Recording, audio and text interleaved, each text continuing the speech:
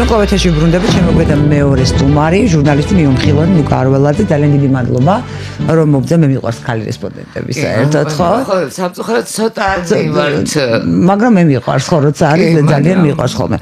აი ხლა პარლამენტმა მინდა ცოტა შიდა პოლიტიკაზეც ვილაპარაკოთ, იმიტომ რომ პარლამენტმა შეუჩერებს უფლებამოსილება შეუჩერა 59 დეპუტატს, რომლებმაც თავად მოითხოვეს უფლებამოსილების შეჩერება, თუმცა ერთპარტიული მაინც არ გამოდის პარლამენტი, იმიტომ რომ გახარიას პარტიას დავასრულებ თუ შეიძლება გახარიას პარტიას არ შეუჩერებია ეს უფლებამოსილება, თუმცა ხომებზე არ დადიან, მაგრამ ხელფასებს იღებენ ისე როგორც საბიუჯეტო დაფინანსებას და ასევე მინდა მაყურებელს და მსმენელს შევახსენე, რომ საბიუჯეტო დაფინანსებას რაც უკავშირდება აი 3%-იანი ბარიერის გადალახვას ნებისმიერ არჩევნებში, იქნება ეს ადგილობრივი თუ საპარლამენტო, იღებს ის სამი პოლიტიკური პარტიაც, რომლისმაც წევრებმაც უარი თქვეს პარლამენტის მანდატების აღებაზე. ამის პარალელურად კიდევ გარდამცვალად გახარიას პარტია რჩება პარლამენტში, თუმცა ჯერ არ შესულან და არ იღებენ მონაწილეობას. მასე ლეიბორისტებიც იყვნენ თუ გახსოვთ 2018 პარლამენტში იყო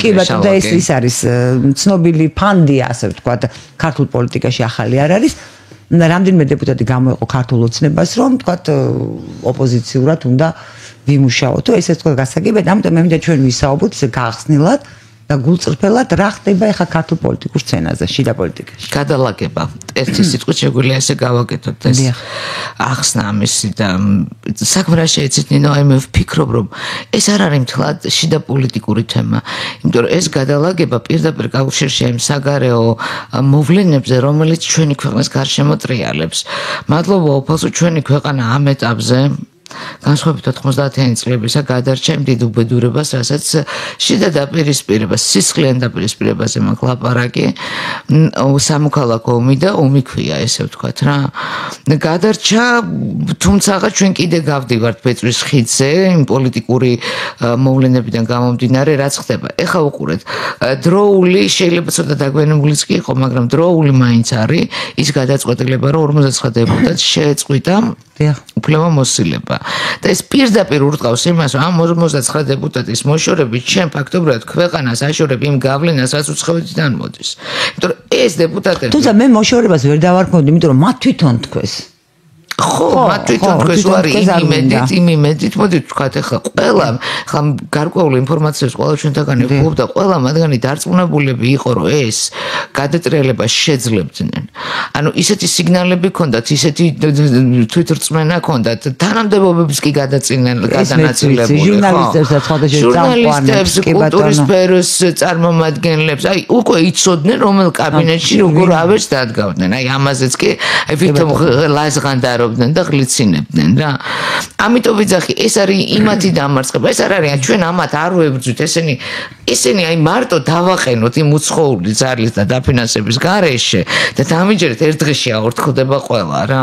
ერთ დღეში გახდება აი კოცზე კოცი, რასაც ქვია, იპოვნიან გზებს, იყიდიან ბევრ ფაზელინებს და ნუ თავს არ დაიჩაგრავენ რა, ესე ვთქვათ, იმიტომ რომ ყველაფერი საბოლოო ჯამში მიდის იმ ფინანსებთან, რა ფინანსებსაც ესენი იღებენ იმისათვის, რომ დაღუპონ ქვეყანა.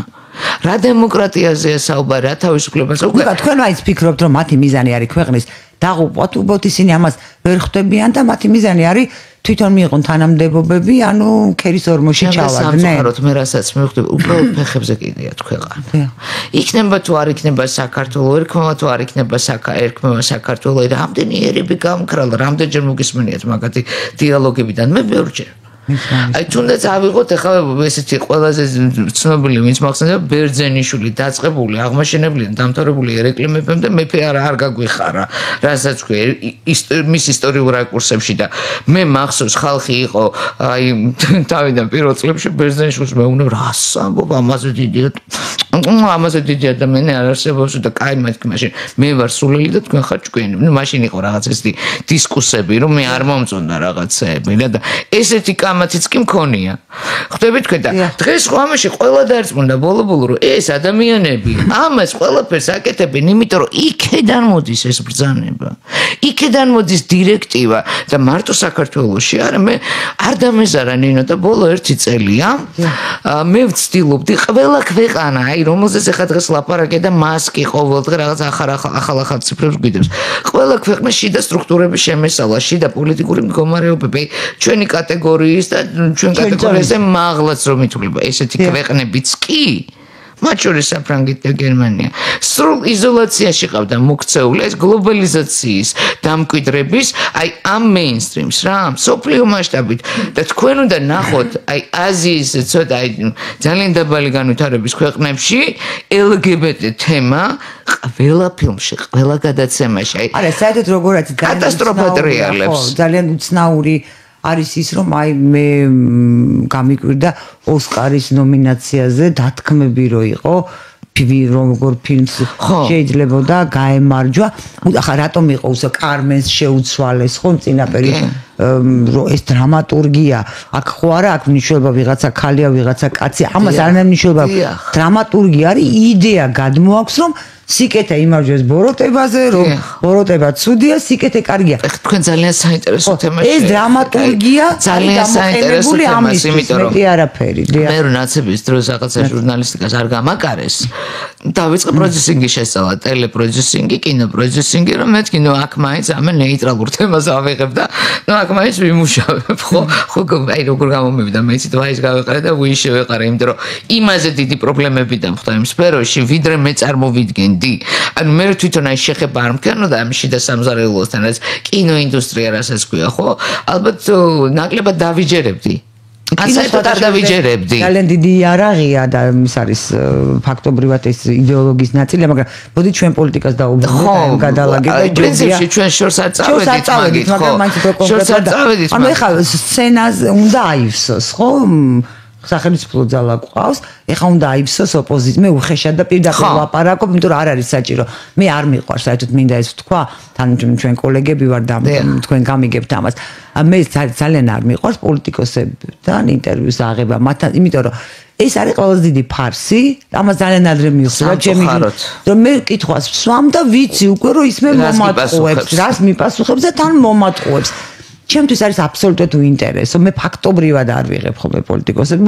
თუ ინფორმაცია მოსაწოდებ რაღაცა პროექტზე და მან იცის, აი იმ შემთხვევაში. სხვა შემთხვევაში ჩემთვის ეს უინტერესო, იმიტომ რომ მე მერიდება მკითხველის, მაყურებლის მსმენელის ვატყუებ მე მას. კი. ვატყუებ და ამიტომ ეს ამბავი არ ყო. ამიტომ მინდა რომ ჩვენ თუმცა იცი რაღაცა მოვლენები როგორ ლაგდება და ძალიან კარგად იცნობ შიდა სამზარეულოს. კი ბატონო, ამიტომ მინდა გახსნათ ვილაპარაკოთ. ანუ ეხლა მიდის აი პოლიტიკური სცენის ავსება დეკორაცია შეიქმნა რომ ყველა პერსონაჟი იყოს წარმოდგენილი, ვთქვათ ოპოზიცია, ოპოზიციის გრადაციები, ხელისუფლება, აი ეს პროცესი მიდის ახლა. მე ცოტა სხვანაირად დავამატებდი კიდე გეთანხმები, ესეც მინდის, მაგრამ ამას დავამატებდი კიდე იმ პროცესს, რომ სოფლიო გადალაგების ფონზე ჩვენ რა თქმა უნდა მივუყედავთ ესეთი პაწაწუნა ქვეყანაა და ამ დიდ გიგანტებს შორის რაღაცა როლი მოგვენიჭა ამ ჩვენი 12 წლიანი მშვიდობიანი იმით მშვიდობის წყალობით რა როლი მოგვენიჭა ეს დერეფანს იძახიან მაგრამ მე მაგალითად ხიდს ვიტყოდი ევროპასა და აზიას შორის ჩვენ არა ვარ დერეფანი რომ გაიარე გამო არა ჩვენ ხიდი ვართ სადაც ყველაფერი ლამაზად კარგად უნდა ჩანდეს და მდიდარი უნდა იყოს აი მე ესე ვხედავ ჩემს სამშობლოს პირადად რა გამომდინარე აქედან იცით რა არის ახლა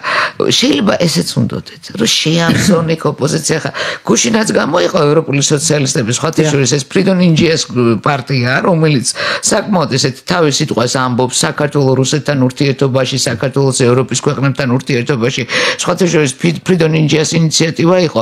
აი თავის დროზე ჩვენ რო ევროკავშირი გვამუნათებდა, რასაც ქვია და აი ეს ორი ირლანდიელი ევროპარლამენტარის მოწვევა მოხერხდა საქართველოში და ჩამოყანა და რაღაცა ის ურთიერთობების გაბმა და ნუ ჩვენ ალტერნატიული გზა დავინახეთ, რომ ევროკავშირში ყველა ესე არ უბერავს რა, არიან იქ განსხვავებული აზრის ტიპები, რომლებიც ისევე აზროვნებენ და როგორ არის ევროკავშირი, ევროპულ ცივილიზაციას ეხება ესეთი უდიდესი ხო და აი ესეთი ადამიანები საკმაოდ დიდი როლი, საკმაოდ კარგი პოზიტიური ძვრები ქონდა რა, ესე ვთქვათ. გამომდინარე აქედან ახლა რაც გუშინ გაცხადდა უკვე ილიას მხრიდან, ფრიდონიშვილის მხრიდან, რომელიც ახლა ოცნების გუნდს წარმოადგენს და შექმნა ეს თავისი ახალი გუნდი, ნუ ალბათ იგივე ხაზის განმავრცობელი იქნება, დამოუკიდებელი პოლიტიკური, ნახოთ, ამას ამას დრო გვიჩვენებს ჩვენ უფრო კარგად და ყოველ შემთხვევაში ეს მრავალფეროვნება, რასაც მე ბოლო პერიოდი ძალიან ხშირად ვიძახი. ნინო, ჩვენ გვაქვს გარშემო მეზობლებთან თითქმის ყველასთან სტრატეგიული პარტნიორობის მემორანდუმები გაფორმებული. და არანაირი კავშირი არა გვაქვს რუსეთთან, რომელთანაც 860 კილომეტრი გვაქვს საზღვარი. კი, ჩვენ ვართ დაუშვათ დაძაბულ რეჟიმში, კონფლიქტის რეჟიმში. ჩვენ გვაქვს ორი გაყინული კონფლიქტი, სამწუხაროდ 2008 წლის მერე რუსეთის აღიარებამ უფრო დაამძიმა ეს კონფლიქტი, მაგრამ აი იცით რა, ჩვენ თუ არ დავიწყეთ ლაპარაკი ერთი ერთზე შუამავლების გარეშე რუსეთთან და გარკვევა, აი 50-იანი წლიანი ციკლის რა მოხდა, როგორ მოხდა, რა შეცდომები დაუშვა ერთმა და მეორე მხარემ, არასდროს არ მოხდება ამ კონფლიქტის დარეგულირება და მერე ამას უნდა მოყვეს დიპლომატიური ურთიერთობის აღდგენა. აი ეს რაუნდები რო გქონდა, ხო გახსოვს ეს ბრიუსელის რაუნდები, რო გულაოდნენ, ჩავიდნენ ტაშმანდური ჩამოვიდნენ უკან, ხო? არანაირი ნული შედეგი. არაფერი იქ არ დგებოდა შედეგი, ხო? ეს არის სასწრაფოდ მნიშვნელოვანი ჩვენთვის, იმიტომ რომ ჩვენ თუ გვინდა რომ ხიდი ვიყოთ აღმოსავლეთსა და დასავლეთს შორის, ევროპასა და აზიას შორის, ამ ხიდის ერთ მხარეს შენ ყავს მეზობელი, რომელთანაც აუცილებლად უნდა გქონდეს ურთიერთობა დალაგებული. წამოვიდა ხო იქიდან რაღაცა პოზიტიური ნაბიჯები, სიტყვაზე აღდგა საჰაერო მიმოსვლა, მოხდა ვიზების გაუქმება და უშუალოდ ჩვენი მოქალაქეებისთვის გაიოლა ცხოვრება, გამარტივდა იქ რაღაც საბუთების ყველაფერს, ანუ ყველანაირი ურთიერთობა ჩვენც არანაკლებად ახლა გვაქვს რუსეთთან. თუმცა ნუ ამის პარალელურად არ ხდება ის, რომ რაღაც ის საზღვარი დაარღვიოთ და საქართველოს მოქალაქეებს იტაცებენ. აქ მე გეთანხმებ. არა, მაგას ვამბობ, ეს რო არ მოხდეს, ჩვენ ლაპარაკი უნდა დავიწყოთ. მე გეთანხმებით არა, გარკვეულმა კრიმინალურმა ბანდებმა არ მოახერხონ, იქ ხო არ არის მარტო ახლა უკაცრავად ახლა ყველა მიცის რომ აფხაზეთშიც სამაჯაბლოშიც გარკვეული კრიმინალური მდგომარეობა არის მძიმე. გარკვეული კი არა, არის მძიმე კრიმინალური მდგომარეობა. ანუ იქ არ ხორციელდება ხელისუფლების ისეთი კონტროლი, დე-ფაქტო ხელისუფლებების ისეთი კონტროლი, რაც ჭირდება მშვიდი ცხოვრებისთვის, ხო? აი, სხვათა შორის იწერება, იბეჭდება მაგათ მედიაში, სააგენტოებში, ამის გაცნობა შეიძლება რა. ძალაუნებურად ეს მოხდება. ეს იქნება, აი ეს დარღვევები, რასაც ახლა ჩვენ ვლაპარაკობთ, გატაცებები თუ ის, ეს იქნება, ეს აუცილებლად იქნება. სანამ დარეგულირებას ჩვენ თვითონ არ დავიწყებთ, ჩვენ მეზობლებთან. ჩვენი მეზობელი არ არის აფხაზეთი და სამაჯაბლო, ისინი ჩვენი შემადგენელი ნაწილია, დროებით დაკარგული. აი ეს ჩვენი შემადგენელი ნაწილი, ჩემი მეზობელი, მე კი არ ვიძახი რომ აფხაზეთი, მე ვიძახი ჩემი მეზობელი რუსეთი. მესმის. ხო, და ეს მინდოდა სწორედ მეკითხა, ნუკა რომ აქ ძალიან დიდი მნიშვნელობა აქვს, უნდა დაველაპარაკოთ, მაგრამ ძალიან დიდი მნიშვნელობა აქვს კვალიფიკაციას, ვისაც ვის დაელაპარაკება და მე აი აქ მე მგონი ჩვენ ცოტა სუსტები.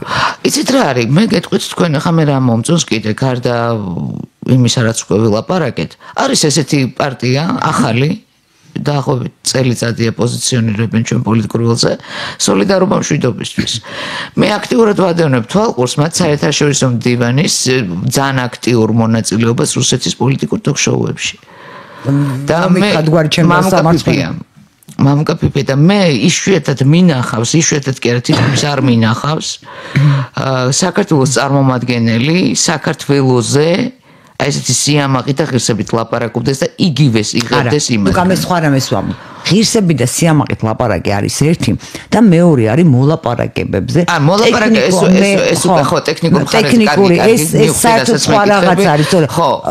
ალბათ მაგას დაუბრუნდებ პრინციპში ეს უნდა შეიქმნას სპეციალური ტექნიკური ჯგუფი, რომელიც აიღებს პასუხისმგებლობას და ეს უნდა იყოს შეთანხმებული კადრები, ადამიანები. როგორ არ აქვს, ნინო ნამდვილად ყავს.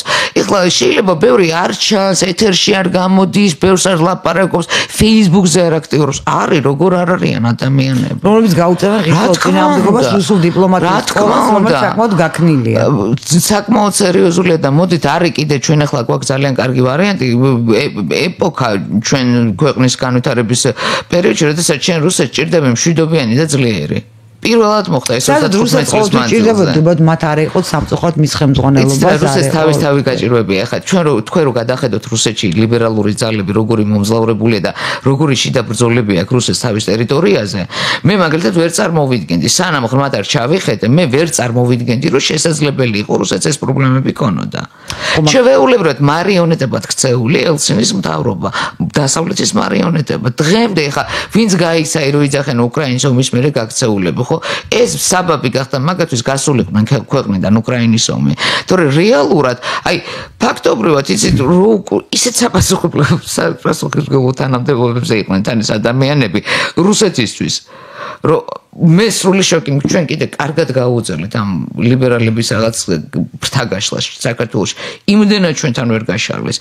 იქ ყველა სფეროში. არა პატარა ქვეყანა არა უფრო ჭირს დიდ ქვეყანაში ეს უფრო კარგად მოდებულები იყვნენ ამის. მიუხედავთ იმისა, რომ ამდენი ხანია ებრძვიან, კანონები შემოიღეს, ისქნეს.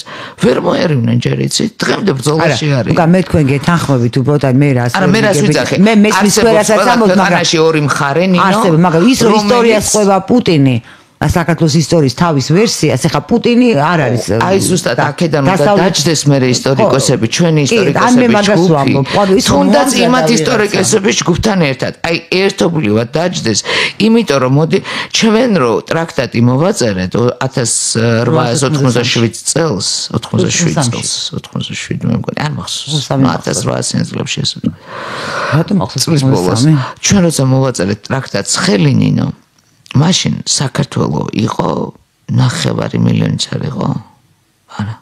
არა, ეს ნუკა მე ეს ყველაფერი ვიცი. იყო დანაწევრებული 800,000 ვიყავი დარჩენილი. ეხლა შეიძლება პუტინის იმოყოლილ ისტორიაში ვიღაცა ისტორიკოსმა გადააჭარბა რაღაცები, თორემ მე უსმენი ქაურ ისტორიკოსებს სხვათა შორის აქვს აი ესეთი მე მგონი რასიაზე არის გადის ისტორიული იქ იყო რამოდენიმე გადაცემა საქართველოზე. მინდა გითხრათ არც ერთ მის გამოსვლაში გვარი არ მახსოვს, უნდა გავიხსენო მე მოგწერა აუცილებლად ძალიან კარგი ისტორიკოსია.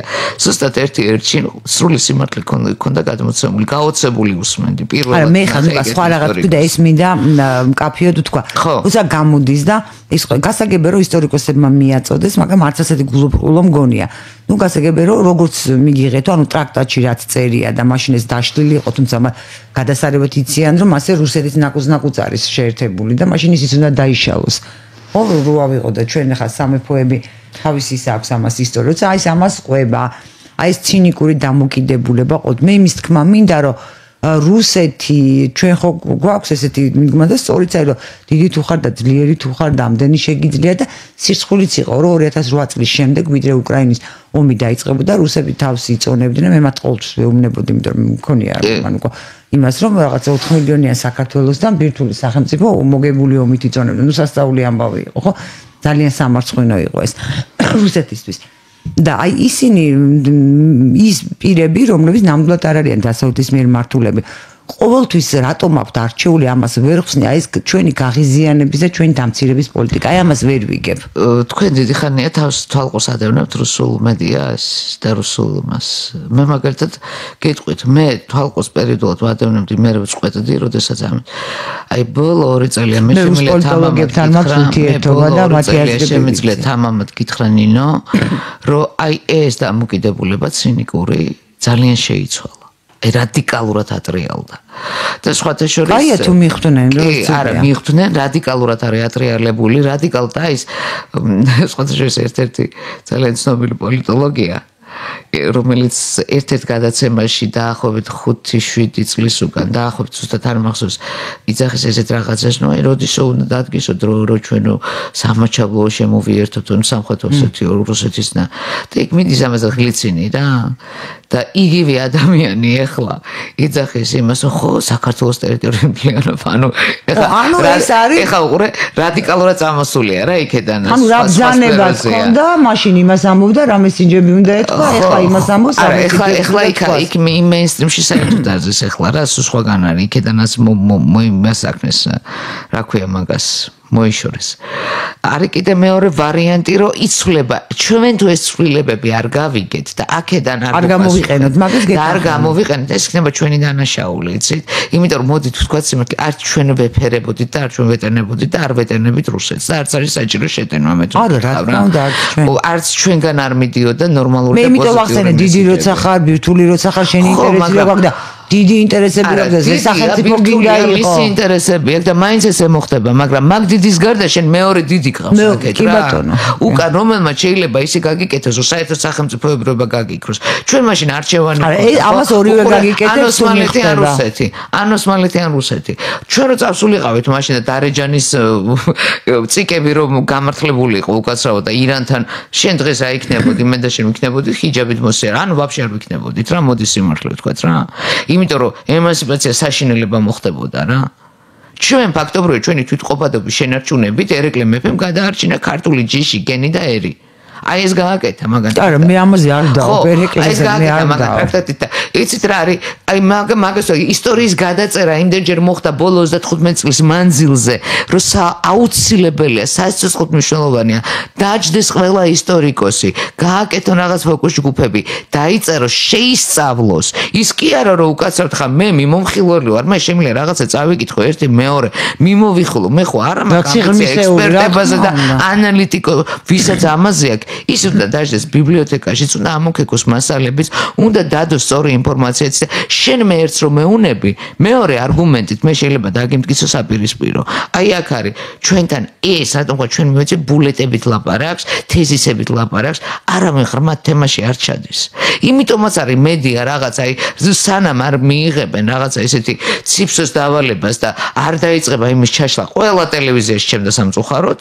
გარდა პატარა ტელევიზიებისა, ტიპ მარიციან რა აკეთონ. და რა ილაპარაკო რა მუშაობა, აი მედიაში რამდენი წელია მუშაობდნენ. ძალიან დიდი ხანია. მეც და მე რაც თავი მახსოვს თუ ის რასხავდით რაღაცა თემაზე რომ მუშაობდით კაცო. მილიონ ადამიანს რო ეძებდი რომ აი ამან ესე ვთქვა, აბა სწორედ აბა მოდი მასაც ვკითხავ. თან მაშინ ესე მარტივი არ იყო კომუნიკაცია. საჯარო ბიბლიოთეკაში გააყინული ვიჯეტი მასალებს რო ეძებდი რომ სწორი მასალა. კი დღეს ეხლა გადაშალე Google-ია ისა 1000 სხვადასხვა Google-ში არ არის 90-იანი წლების ქართული პრესა, რომელიც მოგცემდა საშუალებას ჟურნალისტებს, მე ახალგაზრდა ჟურნალისტებს. გაგიგო რა ხდებოდა რომ არ მოგატყუან მე და რატომღაც არ ხდება მაშინდელი პრესის გაციფრულება და ეს ძალიან მნიშვნელოვანია, რომ ეს არის ჩვენი უახლე ვინ რას ამბობდა თქვენი ნახავთ. ზუსტად ვიცი რომ ყველა მასალა შენახულია საჯარო ბიბლიოთეკაში. ზუსტად ყველა გამოცემა შენახულია. მივიდივართ იქამდე რომ ეს უნდა იყოს კეთილი ნება, პოლიტიკური ნება და დაფინანსება ხელისუფლების მხრიდან, რომ ეს გაკეთდეს. სამწუხაროდ დღეს მე არ ვამტყუნებ პატარა ჟურნალისტებს, ვინც გაზარდა აი იმ კატეგორიამ, რომელიც დღეს რაღაცა правებს აკაჩავებს და რაღაცა გონია რომ ის არის წარმოადგენს, ის არის მედია. მე და თქვენ ლობიოს ხარშავდით და ჩვენი მეგობრები რა მთელი ეს წლები თურმე მარტო ეგენი მუშაობდნენ რა ესე ხო წარმოგვაჩინეს ყველა რა ხო და უკაცრავად რა მირჩევნია ნუ წარმომაჩენ და დებილი ნუ ვიქნები შენ რიგებში რა და გონებაში ლუნგი ესე დამტოვე მირჩევნია რა აი მეორე არჩევანი რო დამიყენო რა არის რაღაცეები რაზეც ვიღაცეებმა არ მოვაწერეთ ხელი და არ გავყევით იმ გზას და არის რაღაცეები ვინც აი თქლი აი ხლართა გოგოები ვართ ხო როდეს მე იკადრებ იმასაც ამაღლებელმა იკადრა ნინო ხო არა მაგრამ ამის გამ მე ჩვენ დაჩვენ სამსახურს გაუწევთ ყველა იმ ადამიანს მე არავის არ ვამართლებოდ მე მინდოდა პოლიტიკაზე გველაპარაკ არ მინდა ამ შემთხვევაში გია იყო იაკობაშვილის წუბრა და ჩვენ ამ თემაზე ვისაუბრეთ და ამიტომ მინდა ჩვენ პოლიტიკური მას დავუბრუნდეთ, იმიტომ რომ ჟურნალისტობაზე როგორც ჩვენ გოგოები ჟურნალისტობაზე ძალიან ბევრი პრობლემა აქვს. ეხლა მე ისიც კი ვიცი, აი ეს მოგეხსება არც ეხლა რატომაც არ უნდა ვთქვა ეთერში. შერატონი რო გახსნა ბათუმში ჟურნალისტები სატელევიზიო იქნებ მოგვაქციოს ყურადღება მიშა მოიქო აუზეო წავიდეთ ანუ კი მაგაუზის მე გაგრძელებები ხო ბევრი რაღაცები კი ბატონო ბევრი რაღაც მაგრამ როგორი გარემოც არის და ამ გარემოს კი ჟურნალისტებიც გვინდა მაგრამ პოლიტიკოსებიც გვინდა და მე ამიტომი და აქცენტი აი პოლიტიკურ ველზე ჩვენთან რა ხდება და თუ არის იმის შანსი რომ ეს დაალაგდეს. ეს პოლიტიკური ველი ვერ დაალაგდება. ჩემო ნინო, თუ ეს პარალელურ დაალაგებაში არ წავიდა მედია, საზოგადოება, კულტურა, ხელოვნება. ეს ხო ერთიანი ორგანიზმია. ეს ხო საქართველოს ორგანიზმია. აი რატო თქვი რომ მე არ მეყვარს პოლიტიკოსებთან საუბარი. არ მიგვეს, იცი რატო არ მიგვეს? იმიტომ რომ თვითონ პოლიტიკოსებიც ერიდებიან ჟურნალისტებთან საუბარს, იმიტომ რომ ზუსტად იციან, განა არ ესმით. ჩემგან განსხვავებით იმად რაღაცეების თამამე უფლებას არასდროს ილაპარაკოს ის, რის ილაპარაკეჩული, ანუ უბრალოდ არ იცის. რამდენი იგეთიც მეორე. კი რა თქმა უნდა. აი გონზი არა. დეპუტატი რას ნიშნავს, ისიც კი არ იცის და ვაფშე კნოპკას რო დააჭირო, თავარი წითელი და მწვანე არაერიოს ერთმანეთში. ამაზე ვარჯიშობ მათ კიდე დეპუტატებს კიდე არ აუშვებს, თუმცა კანონშემოქმედებით მუშაობას ეწევიან, მაგრამ ჩინოვნიკები აი მე როცა მჭირდებოდა მსასუამდი არ მინდა მინისტრი და მოადგილე, აი სპეციალისტი მინდა ვინც იცის ეს თემა. მაგრამ არ საყვანა. იმ სპეციალისტთან არ გიშვებენ, იმიტომ რომ არ იცის მინისტრმა ის თემა და მოკალი, არ იცის მოადგილე მის თემა. ხო, აი განსხვავებით სხვადასხვა უნდა შევაქო მე ირაკლი ქარსელაძე, ინფრასტრუქტურის მინისტრი, რომელმაც ამერიკული ხო, არა მე ხა უცებ გადავდი გადავუარე მინისტრს ესე რა გონებაში. ადამიანი რომელმაც აი რომელ ქუჩაზე რა ბუჩკი დაიგო და რა გაკეთდა ზეპირად იცი საქართველოს მასშტაბით არიან ყავს რაღაც გარკვეულ სფეროებს და პრინციპში იმ სფეროებს ეთყობა კიდეც რა ეთყობა კიდეც აი დააგვირდით სადაც მართლა კეთდება საქმე იმ სფეროს ეთყობა რა და პოლიტიკას როდის შეეთყობა პოლიტიკას როდის შეეთყობა ცოტა ადვილი მკითხე რამე ნინო იმიტომ რომ ჩვენთან პოლიტიკა რასაც ახლა ვარკვევთ მე და თქვენ კი ვიცოდით ეს და ეს წლებია არ შეასავით მოსდევს ეს დასავლეთის გავლენა პოლიტიკაში და პოლიტიკურ მედიაში ხო და ახლა როგორც კი ვიგებთ რაღაც გარკვეულ წილად გარკვეული ჩვენი პოლიტიკური ჯგუფები და წარმომადგენლები და ჩვენი არჩეული ხალხი ემსახურებოდა არა ქართულ ხალხს და მესამორჩეულ სალამე არამედ ეგერ უცხო ქვეყნის დაკვეთებს.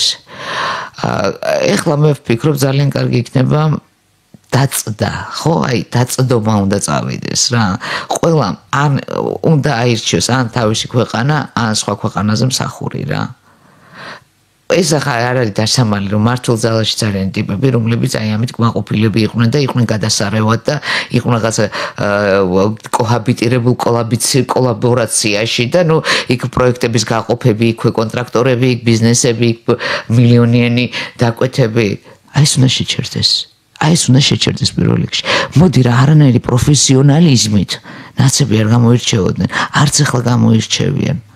და პროფესიონალურში ის თუ იგულისხმება როგორ ემსახურო სხვა ქვეყნის საელჩოს ხო პოლიტიკური პროფესიონალიზმით საერთოდ ჩვენ პოლიტიკური კლასი არ გამოირჩევა ზოგადადაც რომ ავიღოთ ხო იმიტომ რომ არ ეზრდება არ ჭირდება არავინ არ თხოვს მაგას აი რა არის მთელი უბედურება და ვინც თხოვს იმას არ უსმენენ ჯერჯერობით აი დაიწყებენ მოსმენას ეს გამოჩნდება რა ამას შენც იგრძნობ მეც ვიგრძნობ საზოგადოება იგრძნობს ამას ნინო ეს არ დაიფარება ყველა ვიგრძნობთ აი თქვენგან დაწყებული, აი ჩემით დამთავრებული ჩვენი მეზობლების. აი ისიც როგორი ის არის, აი როგორც იმას ვგრძნობდით, რომ რაღაცა უყურადღებობა და რაღაცა ისე არ ხდება, როგორც უნდა ხდებოდეს ეს 12 წელი, მოდი შევთანხმდეთ. ისე ვიგრძნობთ ამის გამოსწორებასაც, იმიტომ რომ ეს არის მალება. ეს უცებ ჩანს. და ნუკა როგორ ფიქრობთ თქვენ, აი ეს ჩვენ სცენაზე რომ აი ოპოზიციაში წავიდა, ხო, რამდენიმე დეპუტატი, ქართული ოცნების წევრი ну ხალხის ძალაც თავიზოზე წავიდა ოპოზიციაში და რაღაც აივსება ალბათ ეს პოლიტიკურები კიდე გამოჩნდებიან ალბათ პარტიები არ ვიცი ოპოზიციური პროსახელისუფლება მაგრამ გამოჩნდებიან აი ეს სცენარი გავა თანამედროვე მსოფლიოში როგორც ჯანსაღი პოლიტიკური პროცესი. სამაგალითოც კი გახდეს, იმიტომ რომ ეხლა პრინციპში ოპოზიციურ ძალად იმიტომ ვერ აღიქვავენ, საზოგადოება იმიტომ რომ ვერ აღიქვავს ამ ძალას, ხალხის ძალას და ეს გუშინდა გამოყოფილს, რომ ამ ძალას ოპოზიციურ ძალებს იმ ძალასთან ერთად მართველი ძალა რო ქვია, საბრძოლია ქვეყნის სიმსივნესთან, ნაცებთან. და ამ შემთხვევაში ისინი თუ არ იქნებიან გაერთიანებული, ამ სისტემას ვერ ჩაშლიან ბოლომდე, ვერ განლევა არ მოხდება ნაცების აი ეს მახინჯიმის. აიმიტომ ამან შეიძლება რაღაცა მომენტში გამოიწვიოს გაუგებრობა, რომ აი ყველანი ერთნი არიან, თუმცა მე ხალხის ძალასაც ვიცნობ, იმათაც ვიცნობ, ვიცი იმათი დამოკიდებულებები, ვიცნობ მართველი ძალის ვიცი იმათი დამოკიდებულებაც. იცი რა კონსტრუქციული ოპონირება იმასაც შეუძლია და ამასაც, მაგრამ ეხლა არ არის ამის დრო და მე მიმაჩნია რომ მართალიც არიან ამ შემთხვევაში, იმიტომ რომ ეხლა აი ეს კომისია იმ დათქმებით, აი იმ კანონებით, რაც ეხლა შევა და განხორციელდება ფარას ჩათვლით.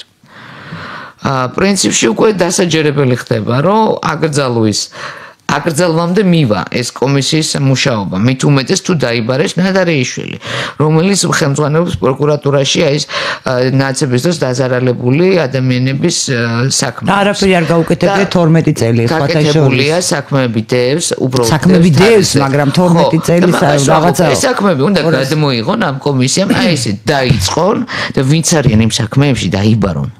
აი ეს იქნება შედეგი, რომელიც აი უპირობო აკრძალვის საჭიროებას დადებს ამ კომისიის სამუშაობაში რა. რომ მე ვიცი რომ საკმაოდ ბევრი საქმე არის აღძრული იქ, საკმაოდ ბევრი არის გამოძებული, ბევრი გამოძების პროცესია და ცნობილი სახელები სხვათა შორის. და თქვენ რითხსით ამას აი ამ დაპაუზებას დრო არ ქონდათ შესაბამის ორგანოებს ეს რომ გამოეძი ბინათ თუ ეს პოლიტიკური პროცესის ნაწილია. ბრძანებებს ვიღებდით საელჩოებიდან. აი ამით 19 არაფრით. 4 წლის შემდეგ სხვა ბრძანება რომ მივიღოთ რას ვშვებით?